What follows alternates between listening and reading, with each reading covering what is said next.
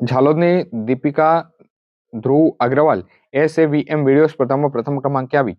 આ તારીખ 17/11/2025 સોમવારના રોજ સાંજે 6 કલાકે આપેલ માહિતી અનુસાર એસએવીએમ ગુજરાત મહિલા શાખા દ્વારા નવરાત્રી દશેરા નિમિત્તે જે સ્પર્ધાનું આયોજન કરવામાં આવ્યું હતું, સમાજ આગેવાન દ્વારા નિવાસસ્થાને જઈ અને પુરસ્કાર આપવામાં આવ્યો હતો।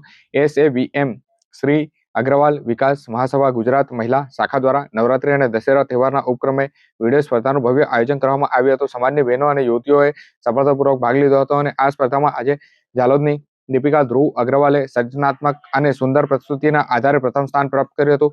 સમાજના આગેવાન શ્રી જવાહરલાલ અગ્રવાલ વિજેતાબહેનના નિવાસસ્થાને જઈ અને સન્માનિત કર્યા હતા।